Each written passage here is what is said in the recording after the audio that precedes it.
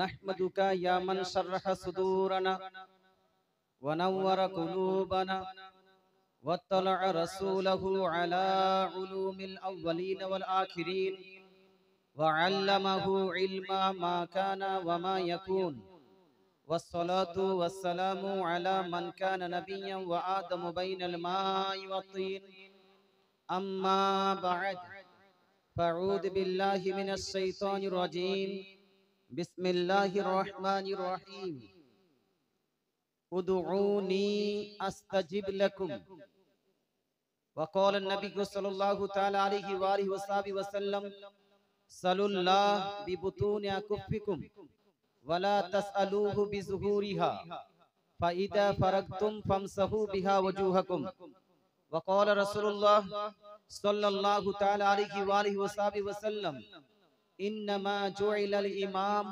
ليؤتم به فإذا كبر فكبروا وإذا قرأ فأنصتوا صدق الله العظيم وصدق رسوله النبي الأمين المتين الكريم ونحن على ذلك من الشاهدين والشاكرين والذاكرين والحمد لله رب العالمين সমস্ত প্রশংসা হামদ সানা তারিফ একমাত্র মহান প্রতিপালকের দরবারে নিবেদিত, যিনি এক ও দ্বিতীয়, যিনি অক্ষয় অব্যয়, যিনি নিরাকার, যিনি আপনাকে আমাকে গোটা কায়নাতকে সৃষ্টি করেছেন এবং স্পেশালি আমাদেরকে দয়ার নবী মায়ার নবী আকাই নামদার মাদানী তাজদার আহমদে মুখতার জনাবি রাসূলুল্লাহ সাল্লাল্লাহু তাআলা আলাইহি ওয়াসাল্লামের উম্মতি হয়ে জীবন অতিবাহিত করার শক্তি প্রদান করেছেন এবং আজকের এই পবিত্র মঞ্চে, পবিত্র মেহফিলে আমাদেরকে আসার, বসার, ইসলামিক সভার আয়োজন করার এবং এই ইসলামিক সভায়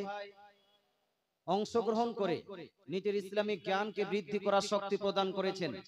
তাই আসুন সেই মহান প্রতিপালকের দরবারে একবার শুকরিয়া জ্ঞাপন করি। পড়েন সবাই উচ্চ স্বরে আলহামদুলিল্লাহ। একবার আর জোরদার পড়ুন আলহামদুলিল্লাহ। মাশাআল্লাহ। সম্মানিত মুসলিম সমাজ, অন্যান্য জায়গাতে জালসা করতে যায় 11:30টার পরে মানুষ আস্তে আস্তে কমে যায়, কিন্তু এই নামু ঝাউবনা এই গ্রামে এর আগেও আমি একবার এসেছি। এখানকার লোক খুব শিক্ষিত, জ্ঞানী, ভদ্র, নম্র। এরা জালসার আয়োজনও করে এবং জালসা শুনতেও ভালোবাসে। এই জন্য রাত্রি অনেক হয়ে যাওয়ার পরেও অনেক লোক আছেন, এর জন্য আপনাদেরকে থ্যাংক ইউ জানাই। সম্মানিত মুসলিম সমাজ, আমার অভ্যাস মোতাবেক বক্তৃতার আগে আমি আমার টপিক, আমি আমার বিষয় সিলেক্ট করে নিই। আজকে আমার বক্তৃতার মেন টপিক হলো দোয়া এবং নামাজ, how to offer salah and how to pray to Almighty Allah in the light of Quran and Sunnah। আল্লাহ তাআলার কাছে দোয়া আমরা কিভাবে করব এবং আমরা এজ আ মুসলিম, একজন মুসলমান অনুযায়ী, মুসলমান হওয়া অনুযায়ী নামাজ কিভাবে আদায় করব। এই এলাকায় আগের যদি আপনি ঘটনা দেখেন তো আগে আমাদের গোটা এরিয়াটা বেশিরভাগটাই আমাদের হয়তো হানাফি সমাজের লোক ছিল অথবা সাইফি সমাজের লোক ছিল।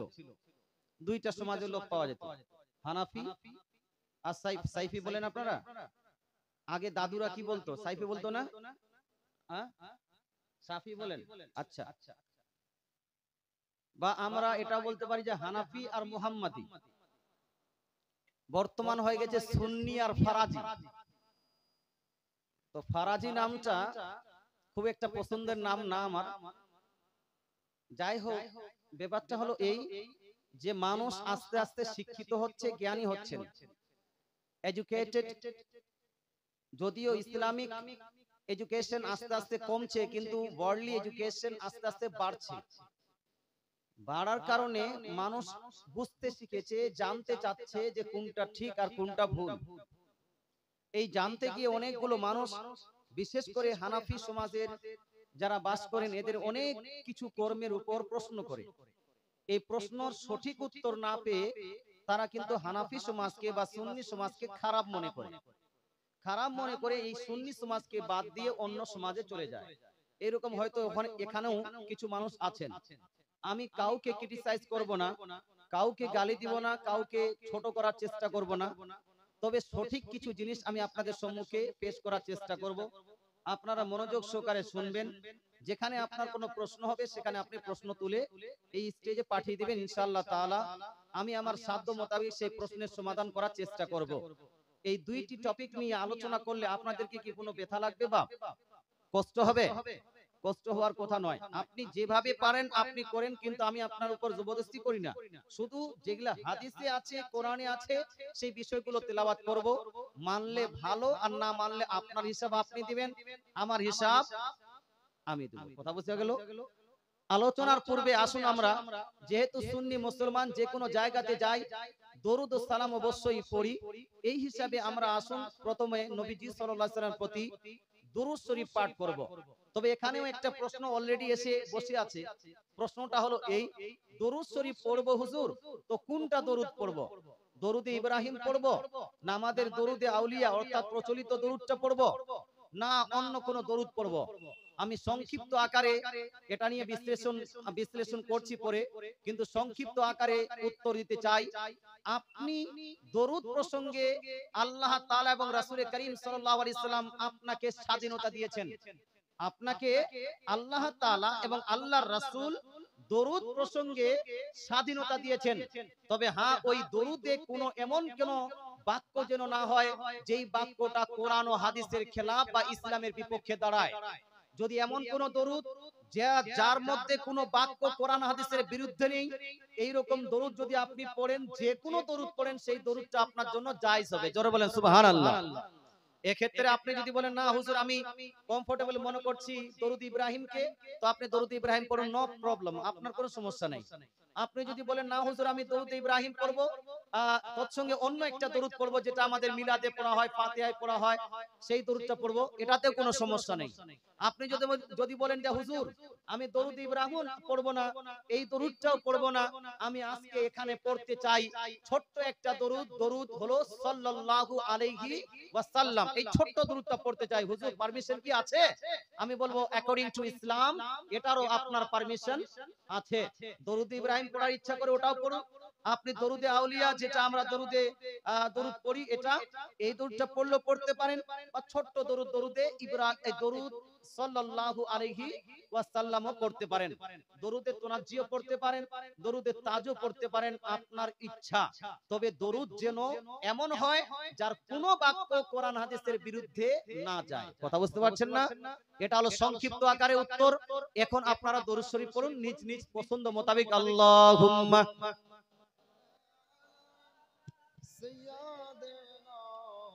মাওলানা মুহাম্মদ ওয়া আলা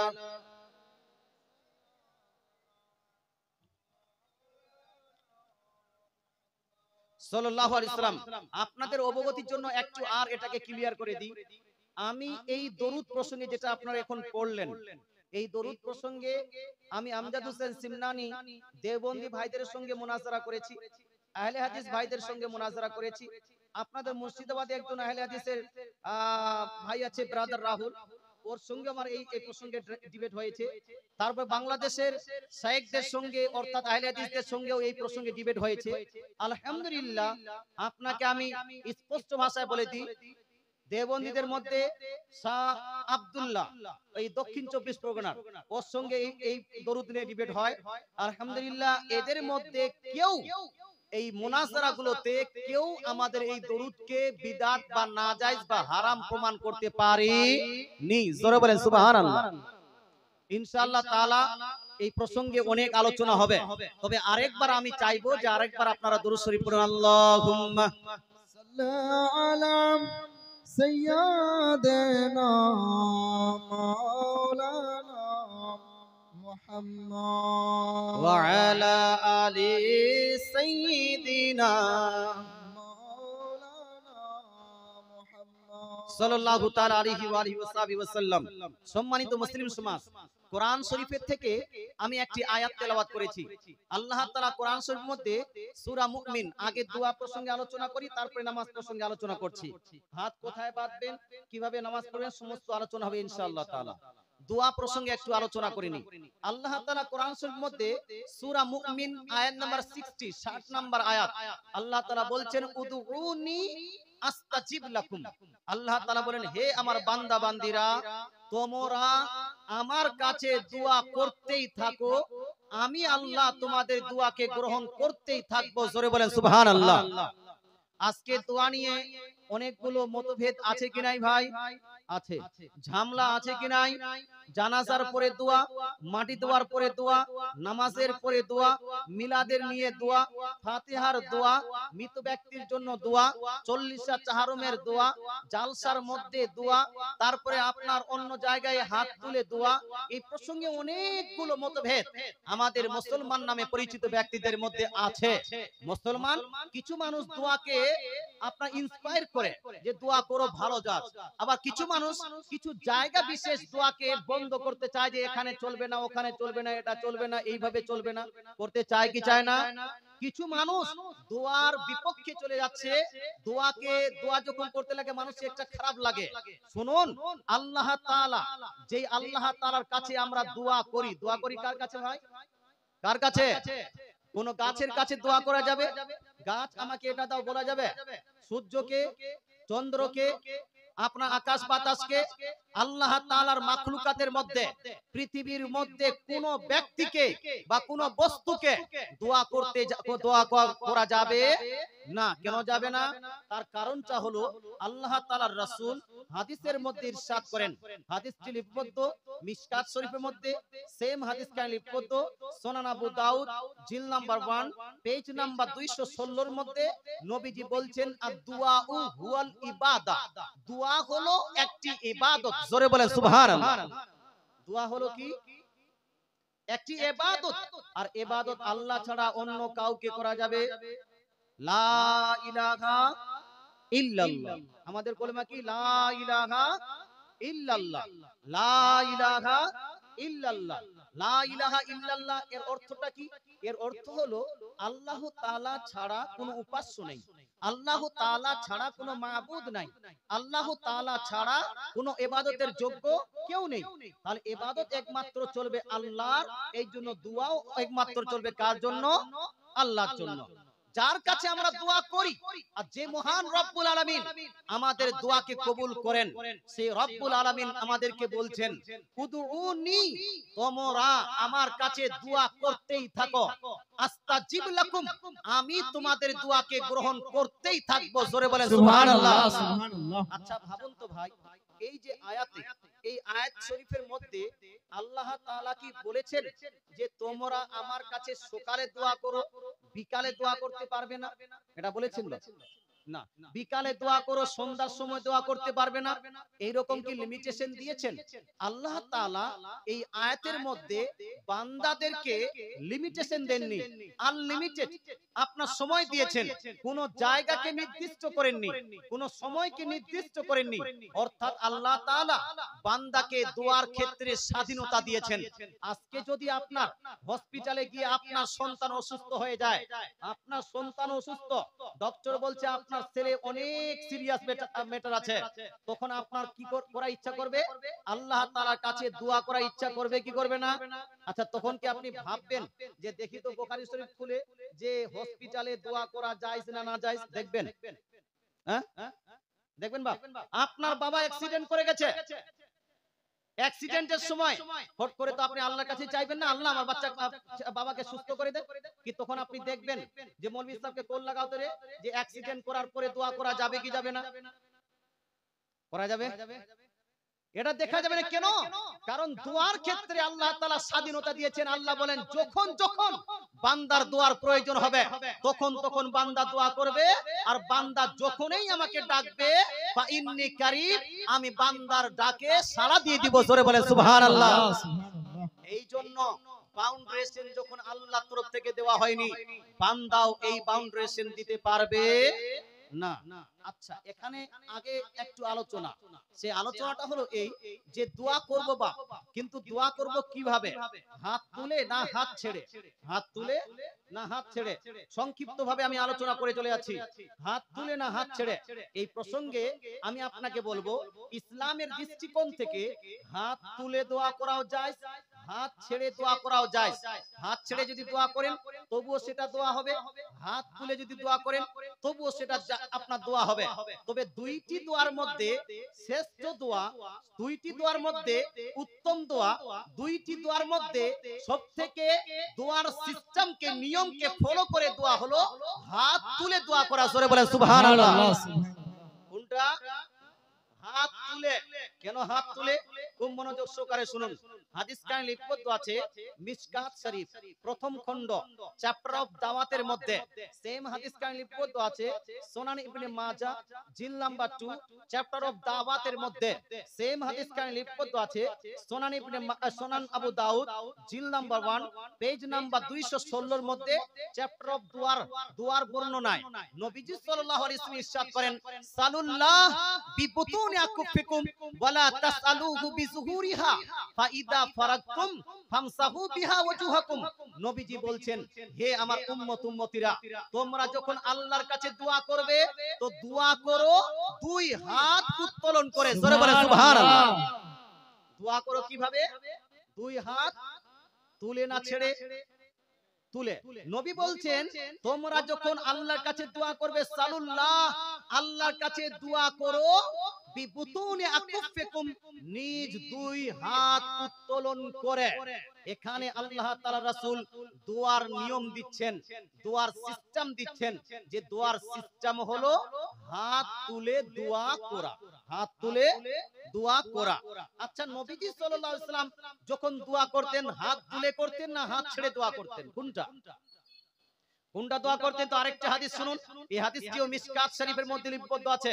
সেম হাদিস খানা সুনান আবু দাউদ জিল নাম্বার 1 পেজ নাম্বার 216 এর মধ্যে লিপিবদ্ধ আছে। হযরত সালমান রাদিয়াল্লাহু তাআলা আনহু থেকে বর্ণিত হাদিস, উনি বলেন আন্নান নবী সাল্লাল্লাহু আলাইহি ওয়াসাল্লাম কানা ইদা দাআ রাফাআ ইয়াদাইহি মাসাহা ওয়াজহাহু বিয়াদাইহি। তিনি বলছেন যে নবীজি সাল্লাল্লাহু আলাইহি ওয়াসাল্লাম যখনই দোয়া করতেন, কানা ইদা দাআ, নবীজি সাল্লাল্লাহু আলাইহি ওয়াসাল্লাম যখনই দোয়া করতেন রাফাআ ইয়াদাইহি, নিজ দুই হাত উত্তোলন করতেন। জোরে বলেন সুবহানাল্লাহ। তাহলে নবীও হাত উত্তোলন করতেন। বুখারী শরীফের মধ্যে একাধিক হাদিসের মধ্যে আছে নবী হাত দোয়ার সময় এমন ভাবে হাত তুলতেন যে নবীর এই বগলের শুভ্রতা দেখা যেত, এই আকাশ বগলের চমক দেখা যেত। সম্মানিত মুসলিম সমাজ, যেখান থেকে প্রমাণিত হয় দোয়া নবীজি সাল্লাল্লাহু আলাইহি ওয়াসাল্লাম হাত তুলে করেছেন, হাত তুলে করেছেন। তবে আমি বললাম না এই দুইটা দোয়ার মধ্যে হাত ছেড়ে দোয়া আর হাত তুলে দোয়ার মধ্যে সবথেকে উত্তম হলো হাত তুলে দোয়া। হাত তুলে দোয়া করলে দোয়াটা বেশি কবুল হয়, হাত তুলে দোয়া করলে সেটা বেশি গ্রহণযোগ্য হবে। কোথা থেকে বললাম? দু চারটা হাদিস শুনুন। এই হাদিসটিও লিপিবদ্ধ আছে সুনান ইবনে মাজাহ জিল নাম্বার 2 কিতাবুদ দাওয়াত দুয়ার বর্ণনাতে। সেম হাদিস কানে লিপিবদ্ধ আছে সুনান আবু দাউদ জিল নাম্বার 1 পেজ নাম্বার 216 এর মধ্যে। নবীজি ইরশাদ করেন ইন্না রাব্বাকুম হাইয়ুন কারীমুন ইস্তাহি মিন আবদিহি ইদা রাফা ইয়াদাইহি ইলাইহি আন ইয়ারুদ্দাহুমা সিফরা। নবীজি বলছেন, হে আমার উম্মতিরা শুনে নাও, নিশ্চয়ই তোমাদের রব হলেন জীবিত, তোমাদের প্রতিপালক হলেন আপনার কারীম মেহেরবান। ফাইদা রাফা ইয়াদাইহি ইলাইহি, যখন কোন বান্দা আল্লাহর কাছে হাত তুলে দোয়া করে আল্লাহ তাআলা সেই হাত তোলা দোয়াকে খালি ফেরত দিতে, আপনার না কবুল করে ফেরত দিতে লজ্জা পান। জোরে বলেন সুবহানাল্লাহ। এই হাদিস থেকে সুস্পষ্ট প্রমাণিত হয় নবীজি সাল্লাল্লাহু আলাইহি ওয়াসাল্লাম বলেন হাত তুলে দোয়া করলে আল্লাহ তাআলা সেই দোয়াকে ফেরত দেন না, সেই দোয়াকে অবশ্যই কবুল করেন। নবীজির এই একটি হাদিস থেকে বোঝা যায় হাত তুলে দোয়া করাটা বেশি ভালো না হাত ছেড়ে দোয়া করাটা বেশি ভালো? বাবা জোরে বলুন, হাত তুলে না হাত ছেড়ে? হাত তুলে দোয়া করবেন। আমি সমস্ত বিষয় নিয়ে আলোচনা করব, কেউ আপনারা বিচলিত হবেন না। একসঙ্গে দলবদ্ধ ভাবে একজন দোয়া করবে, বাকি আমিন আমিন বলবে। এই দোয়াটাও আছে কিনা সমস্ত নিয়ে আলোচনা করছি, কিন্তু আস্তে আস্তে চলছি। সম্মানিত মুসলিম সমাজ, আচ্ছা আপনাদের দেশে যখন দোয়া শেষ করা হয়, আপনারা দোয়া শেষে এইরকম করে মুসা করেন? হ্যাঁ, এরকম এরকম করেন না? করেন। আমি বাংলাদেশে কয়েকটা বক্তাকে দেখলাম, তারা বলছে যে হাত তুলে দোয়ার শেষে এইরকম করে মোসা করাটা এটা হলো বিদআত কাজ, এটা চলবে না। আবার সৌদি আরবে আমাদের বেঙ্গলি এবং উর্দু কিছু বক্তা থাকে, ওখান থেকে হাজিদেরকে আপনার বোঝানোর জন্য ওই বক্তাদেরকেও দেখছি যে এটাকে টোটালি বিদআত বলছে, যে এর কোনো হাদিসই নাই, এর কোনো দলিলই নেই। কথা বুঝতে পারছেন? কিন্তু আপনারা আমরা হানাফি সমাজের মানুষ, সুন্নি সমাজের মানুষ, দোয়ার শেষে আমরা এইরকম করে মোসা করে নিচ্ছি। এর প্রমাণের দরকার আছে কি নাই ভাই? আছে কি নাই? আচ্ছা, আপনারা কি আমার কথা বুঝতে পারছেন? এইরকম আলোচনা করলে আপনারা কি রাগ করবেন? রাগ করবেন না? যারা শুনতে পাচ্ছেন, বুঝতে পাচ্ছেন, তারা একটু হাত তুলে বলুন তো ইয়া রাসূলুল্লাহ। মাশাআল্লাহ। এবার শুনুন, হাত তুলে দোয়ার শেষে এইরকম মুখমণ্ডলে হাত বুলায়ন করা, এটা বিদআত নাকি সুন্নত আমাদের জানার প্রয়োজন আছে। এই ক্ষেত্রে দু চারটা হাদিস। একটি হাদিস সুনান ইবনে মাজাহ জিল নাম্বার 2 পেজ, এই চ্যাপ্টার নেম কিতাবুদ দাওয়াত। সেম হাদিস কানে রিপোর্ট আছে সুনান আবু দাউদ জিল নাম্বার 1 পেজ নাম্বার 216 এর মধ্যে। নবীজি বলছেন, সালুল্লাহ বিবুতুনি আকুফিকুম ওয়ালা তাসআলুহু বিসুহুরিহা। হে আমার উম্মত উম্মতিরা, তোমরা যখন আল্লাহর কাছে দোয়া করবে, দোয়া করো উভয় হাত উত্তোলন করে। ওয়ালা তাসআলুহু বিসুহুরিহা, আর এই রকম উল্টো হাতে দোয়া করো না। এইভাবে দোয়া করেন আপনারা? এইভাবে দোয়া করো না। ফাইদা ফারাকতুম, হ্যাঁ, যখন দোয়া তোমরা সমাপ্ত করবে, দোয়া থেকে ফারিগ হবে, ফামসাহু বিহা ওজুহাকুম, তো এই উত্তোলিত হাত দিয়ে নিজের মুখমণ্ডলকে বুলিয়ে নিবে। জোরে বলেন সুবহানাল্লাহ।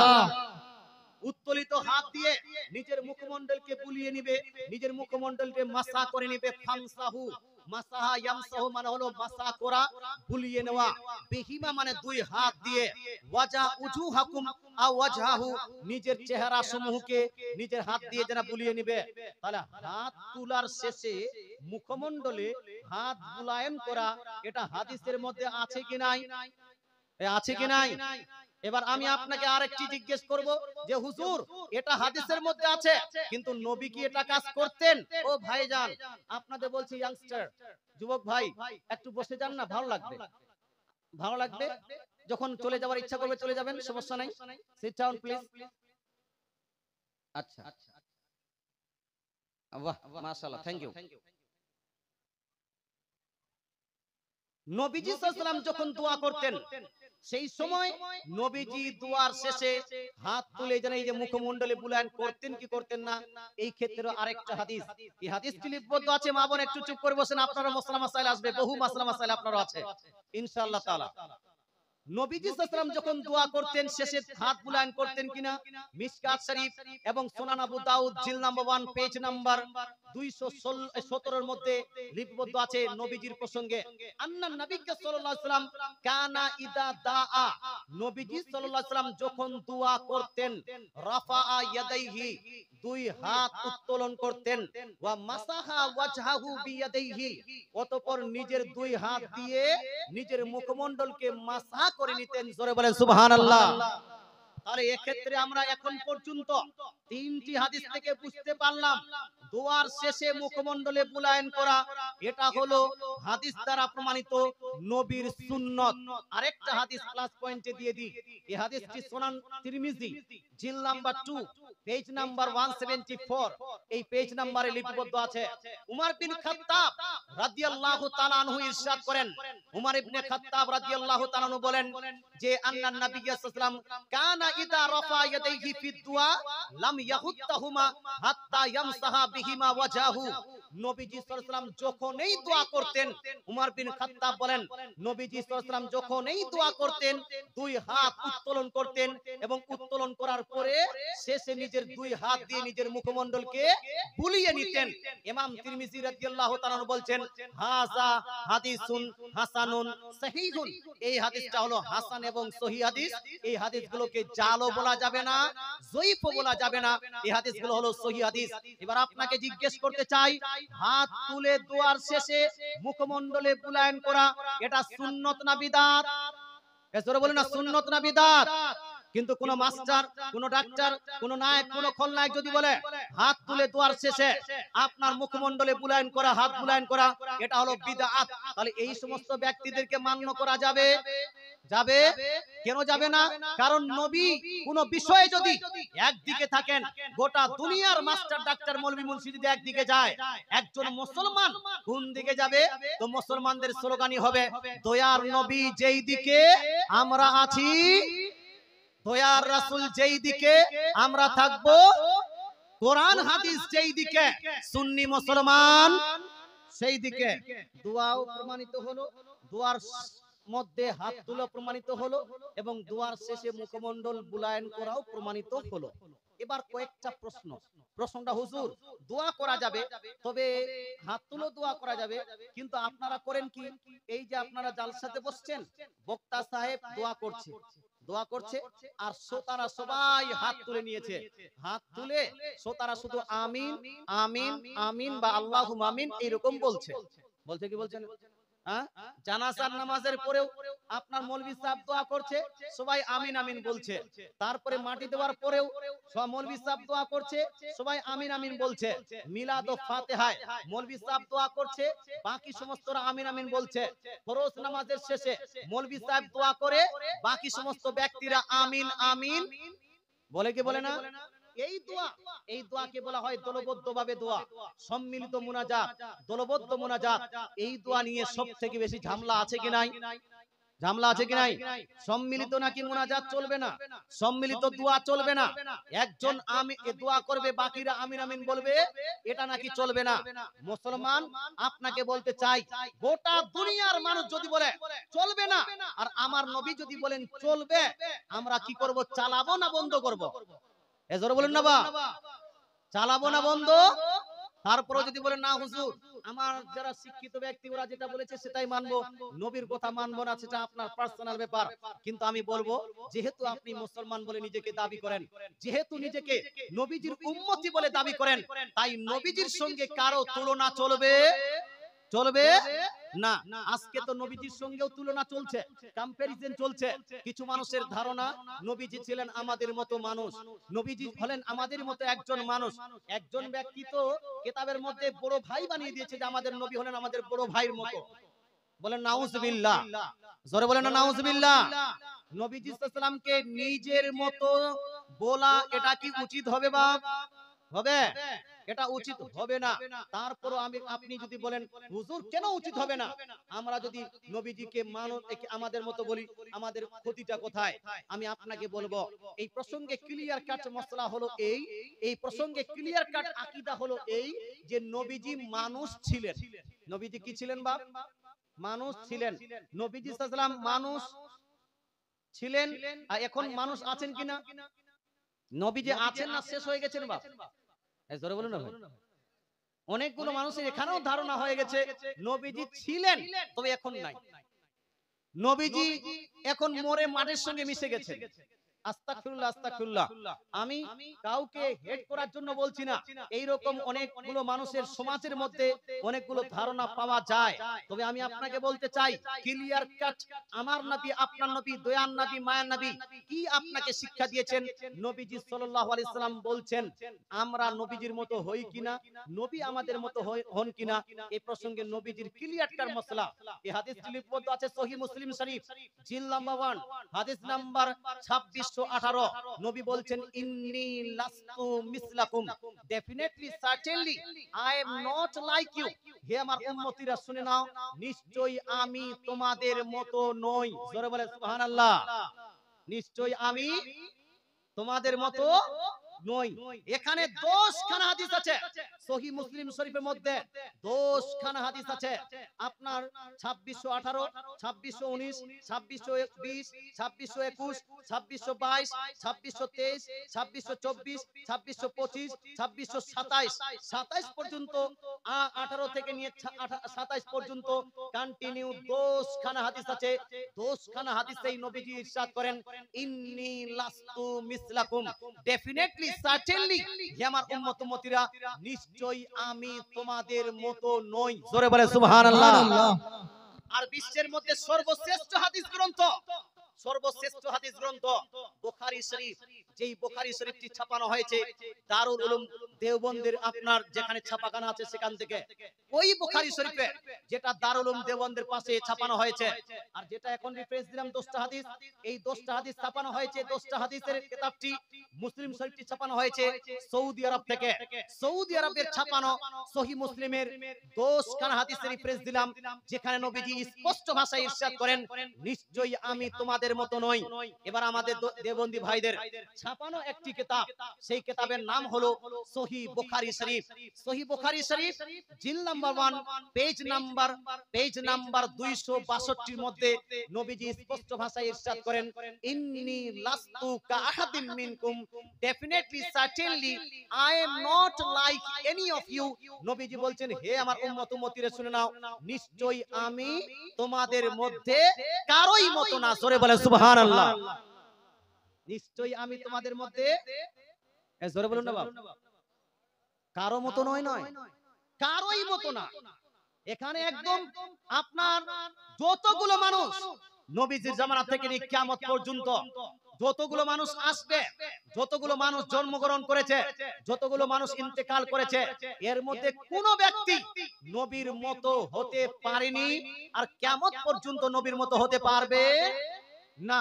কারণ নবীজি নিজেই বলেছেন, আমি তোমাদের মধ্যে কারোই মতো না। সুতরাং এই ধারণা যদি কারো হয়ে থাকে, তাহলে সেই ধারণাটাকে রিমুভ করে দেন, সেই ধারণাকে আপনি বাদ দিবেন। সঠিক ধারণা হলো নবী মানুষ ছিলেন, নবী মানুষ ছিলেন, কিন্তু ও তুলনীয় মানুষ। কথা বুঝতে পারছেন না? ইউনিক পারসন, তার সঙ্গে কার তুলনা করা যাবে না। আচ্ছা, নবীর সঙ্গে যখন কারো তুলনা করা যাবে না, নবী যদি সম্মিলিত মুনাজাতকে দলবদ্ধভাবে দোয়াকে সাপোর্ট করেন, আর কেউ যদি সাপোর্ট না করেন, আমরা যাব কোন দিকে? সাপোর্টের দিকে না বিপক্ষে? সাপোর্ট করতে হবে।